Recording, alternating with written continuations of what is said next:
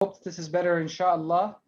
As I was saying, I will just recap over the last point really quickly that we talk about فَاتَّقُوا النَّارَ الَّتِي وَقُودُوهَا النَّاسَ وَالْحِجَارَةُ, saying then fear the fire whose fuel is men and the stones. And the men they are referring to are those who rejected Allah subhanahu wa ta'ala's call and challenged him. And they will be in the fire. And when you are fueled, you are burning fully.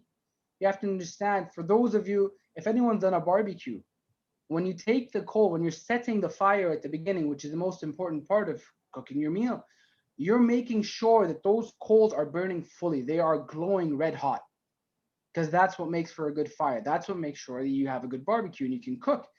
And when you are cooking on that barbecue, you know just how hot that is. You get any of those sparks or flames coming through and you get burnt, you feel it. I typically lose all the hair on my hand when I do it because it's that hot. And that's just these coals. This is nothing. And here we're talking about Allah subhanahu wa ta'ala is telling you what the hellfire will be like for those who rejected his call.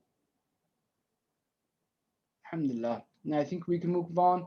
Abu Jan, Dr. Zafar, please do tell me if there's any other disruptions in connection, inshallah, and I will try and catch up for that.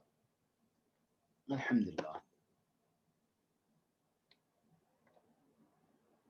I think let's take the full ayah, inshallah, for the next one, and then we'll go through it as well.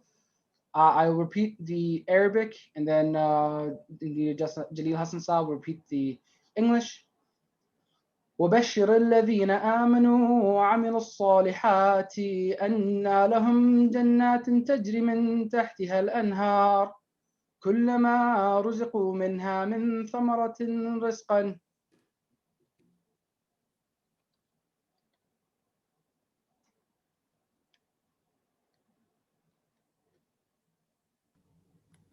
And give good tidings to those who believe and do righteous deeds, that for them gardens flow under which rivers, whenever they are provided therefrom of fruit as a provision. Jazakallah. The second part is قالوا هذا الذي رزقنا من قبل وأوتوا به متشابها ولهم فيها أزواج مطهرة وهم فيها خالدون. They will say, this is what we were provided with before, and they will be given that in resemblance. And for them, therein purified spouses, and they therein will abide forever. Jazakallah khair. So here we will go word by word. وبشر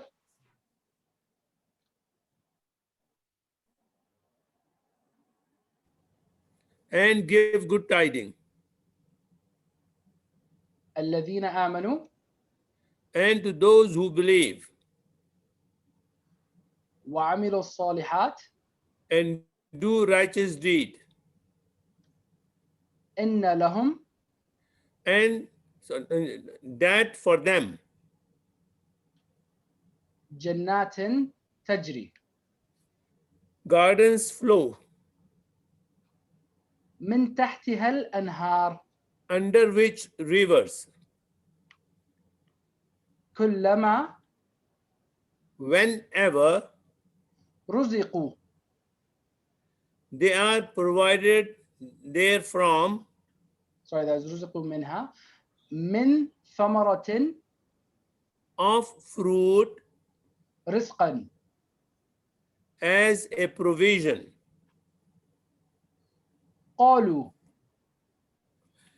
They will say, هذا الذي this is what رزقنا we were provided with من قبل before, وأوتوا به متشابها and they will be given that in resemblance, ولهم فيها and for them therein أزواج مطهرة purified spouses, وهم فيها and they therein خالدون.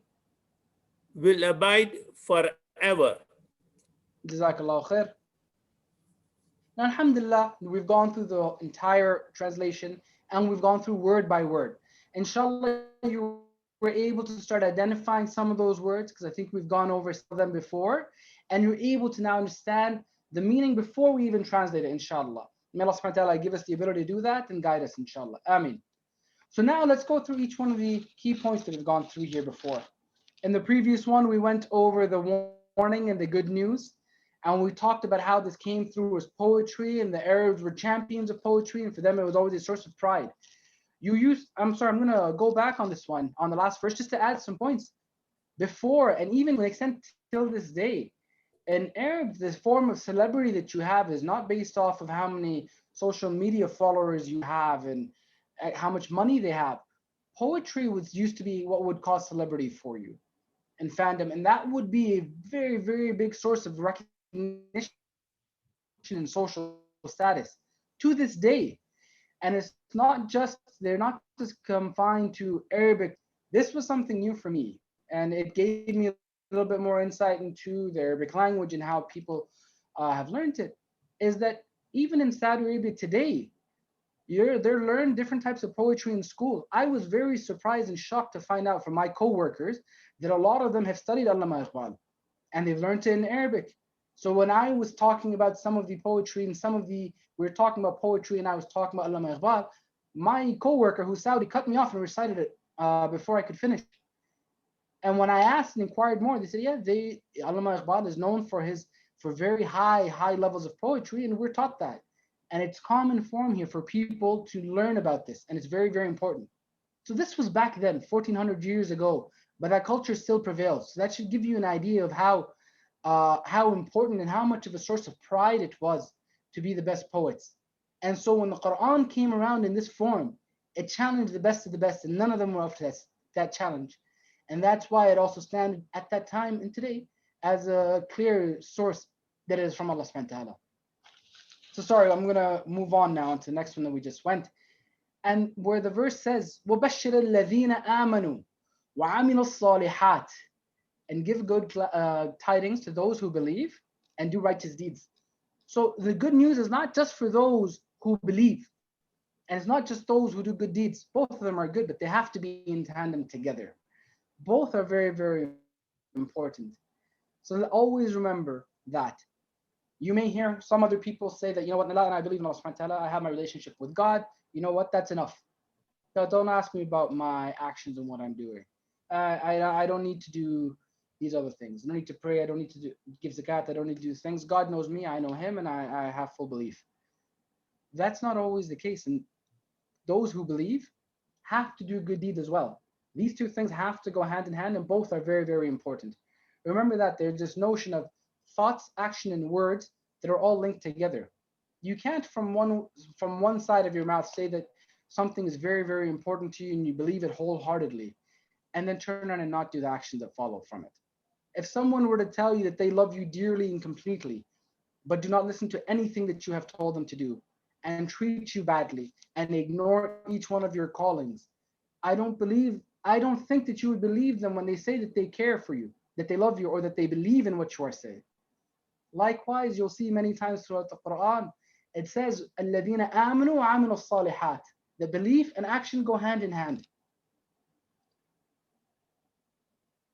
And the next part, it says, for those who believe and do good actions, that for them there are gardens that flow under which there are rivers. Allah subhanahu wa ta'ala is describing for them their different parts of paradise for them in beautiful, beautiful forms, subhanAllah. Allah subhanahu wa ta'ala will honor them and grant them entry into Jannah, inshallah, with different types of rivers flowing underneath their houses, their trees. Just give you an idea of what Jannah can be like for them. SubhanAllah, throughout the Quran, you'll see in many, many places where there are different types of rivers, different descriptions that are given of Jannah, and each time just painting such a beautiful picture. SubhanAllah, whereas in Surah Al-Muhammad, verse 15, there are several different types of rivers that are described in there. Another type of river that some of you that you may even recite very, very frequently and not be aware of. But in Surah Al-Kawthar, it says, Inna a'tinak al-Kawthar. Some commentary on that is referring to some types of rivers that are given in Jannah. Subhanallah. So here we've already gone over the warning for those people, the bad news. And now we're going over the good news for those who accepted Islam, accepted Allah subhanahu wa ta'ala's call. Now, what else is there? The descriptions about Jannah. We've talked about the landscape. We've talked about the rivers flowing underneath and how Allah subhanahu wa ta'ala will grant them entry. The next part talks about the fruits. Now that you're you're seeing nature, you go there, what else are you getting? You're getting sustenance from there. Where it says, كُلَّمَا رُزِقُوا مِنْهَا مِنْ ثَمَرَةٍ رِزْقًا.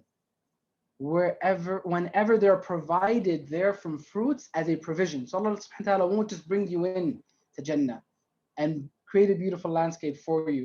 Of course, He will provide for you. And from that, He'll provide for you from the best of fruits. And what will happen then?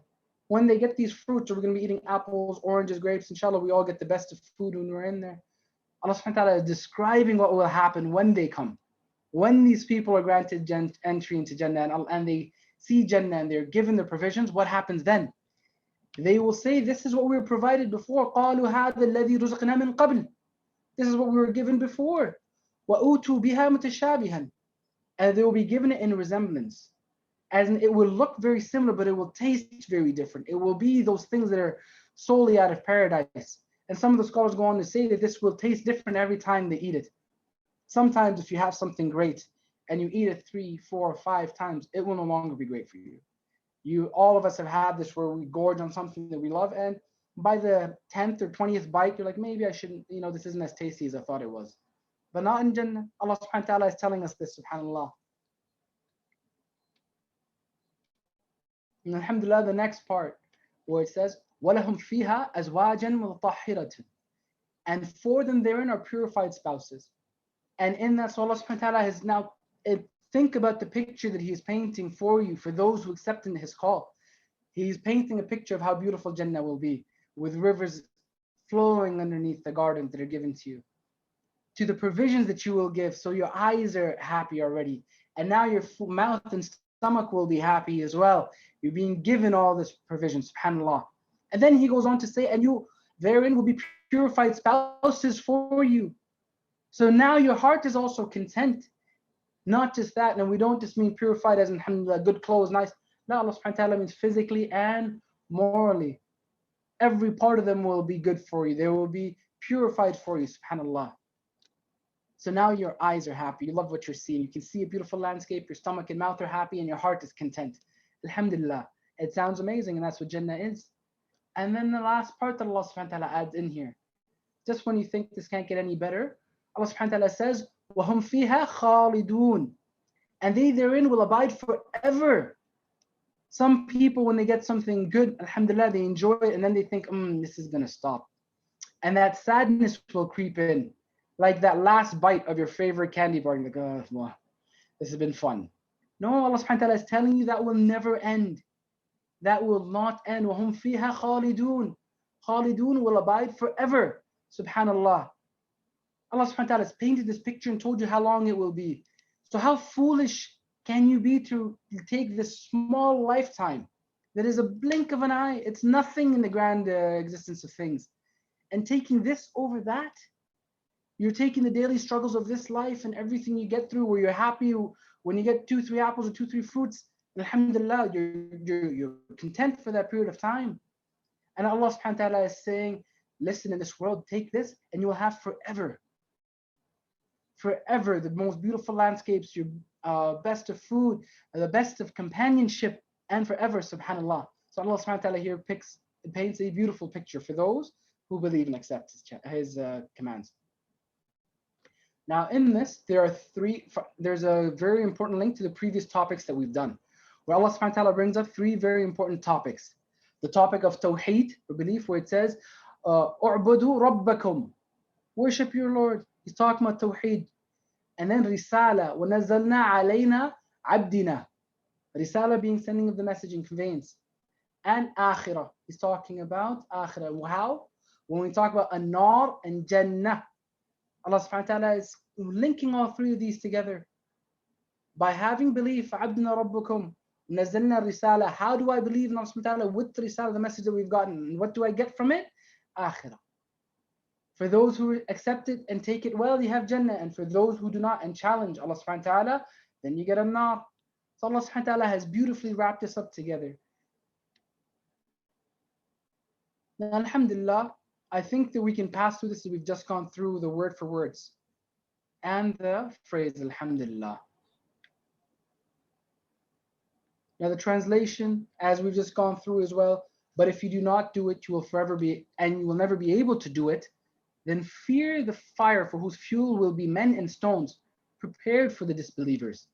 Again, I would highly encourage anybody who has done a barbecue, think about it next time. Or even if you're close to a stove, think about that next time. And the translation here, just one last time for us to remember, inshallah, where it says, and give, O good news, Rasulullah, to those who believe and do righteous deeds. The importance of those two is very important that they be together. And do righteous deeds, that for them there will be gardens in which rivers flow. Whenever they are provided with the provision of a fruit, they will say, this is what we were provided from before. It looks the same, looks close. And they will be given things in a resemblance that look the same but are very different. And they will have therein purified spouses. So their hearts are now content as well. And they will abide therein forever, subhanAllah. Now, alhamdulillah, that's the translations for you. That's the lessons that we've gone through. A quick reminder of the lessons. And actually, I will ask for Jaleel Hassan Saab's help with these ones. Just a reminder, if he could go through these lessons one by one.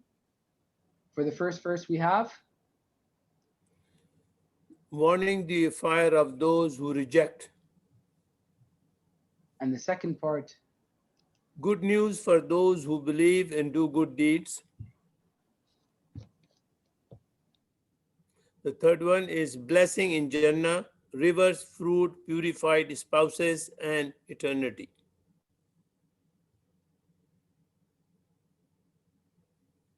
Thank you.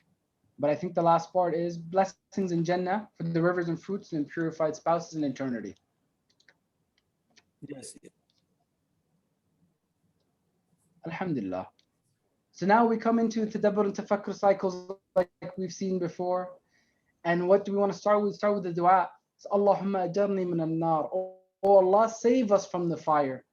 Help me do the righteous deeds. Bless me with Jannah. So how can we go about doing this? We should ask the questions, am I doing anything over here that may? You start with the sample plan like we said. Excuse me.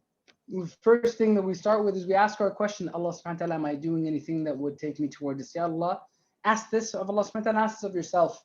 Ask Allah subhanahu wa ta'ala for guidance in all of these questions. From there, evaluate, are these actions that I'm taking me towards the hellfire or towards Jannah? Am I doing something today that is better than yesterday or worse? And then come up with a plan. Once you know where you're starting from. And start with a dua. Say, Allah subhanahu wa ta'ala, strengthen my iman by studying the Quran and Sunnah and do the righteous deeds. Only to please Allah subhanahu wa ta'ala. It's very easy to think about pleasing those around you. You're had before no longer matter, and they don't have that same influence over you. Alhamdulillah. With that, quickly, we always do, we will only be going over these singular and the plural forms of this. In the first one, we can see that the word is nar, and I want you guys to try and see if you can beat me to it. Identify some of these nouns yourself. Now, I think with Dr. Zafrilahi's help, I will say the singular and he can say the plural. So if I were to say nar, being a singular fire, the plural Niran. is? Niran. Exactly. Now where's the next word? Can anybody else find it before me? There you go. Insan. So the singular here is insan. And the plural Nas. is? Nas. The next one right after. So we have wal hijra. So Hijara. Singular, Jazakallah. Think of the word Hajr Aswad. That's an easy way for you to remember. The black stone. The next one is Jannatin. The singular is Jannah. Jannat. Alhamdulillah. We have a few more in here. The singular word is nahar, which means river. أنهار. That's our plural. And we also have thamara, which is fruit. ثمرات. Alhamdulillah. For spouses, zawjan. Zawjan is أزواج. singular. أزواج. And now we're done with the nouns. And we're going to move over into the verbs here. So here we have taf'alu, which follows the fa'al fataha form. Now you already know this, but I think we'll go over it quite quickly with Dr. Zafar's help. So I think Dr. Zafar, would you mind just going through I will do the verbs, and if you just don't mind doing the nouns. So it's, as you know, fa'ala, yaf'alu, if'al. فعل يفعل إفعل. And the nouns are fa'il, maf'ul, fa'il. فاعل مفعول فعل. Alhamdulillah. Our next word is kafirun, kafirin, which we've done before in previous lessons, and it follows the nasra form. So we have kafara, yakfuru, and ukfur. كفر يكفر أكفر. And the nouns are kafir, makfur, and kufr. كافر مكفور كفر. Jazakallah. Now here we have amala, which we've also done before, and we know it follows the sami'a form, which is amala, ya'malu, and i'mal. عمل يعمل إعمل. The nouns are amil, ma'mul, and amal. عامل معمول عمل. Alhamdulillah. The next one is ruziqu, which we went over. And the root form here for the madi is razaqa, which means provisioned. We know that it follows the nasra form, and the keys are razaqa, yarzuqu. رزق يرزق أرزق. Alhamdulillah. And the nouns are raziq, marzuq, rizq. رازق مرزوق رزق. Alhamdulillah. The last one we have in our words here is khalidun, khalidun, which we said forever. So now here the madi, or the root word here is khalada, yakhludu, and ukhlud. خلد يخلد أخلد. And the nouns here are khalid, khuld, and khulud. خالد داش خلد خلود. Jazakallah. Now we went over the sound verbs. We also have several weak verbs in here. The first one is tajri, and it comes from the root word of jara. So the words are for madi is jara, yajri, ijri. جرى يجري إجري. And the nouns are jarin, dash, jarayan. جاري داش جريان. The next one is qalu, which we've done before, and you know it follows the form of qala. So it's qala, yaqulu, qul. قال يقول قل. And the nouns are qail, maqul, qawl. قائل مقول قول. Subhanallah, look at that, guys, 1,700 times in the Quran, just that one. So I'd highly recommend that we get that one, practice that one. Then we have utu, and we did this in last week's class. We'll go over it again here. So the root for utu is from ata, yati, iti. أتى يأتي إيتي. And the nouns are atin, mati, and ityan. آت ماتي إتيان. Alhamdulillah. So here we just went over all of them with the weak verbs as well. We just wrapped up the first part. Inshallah, we're going to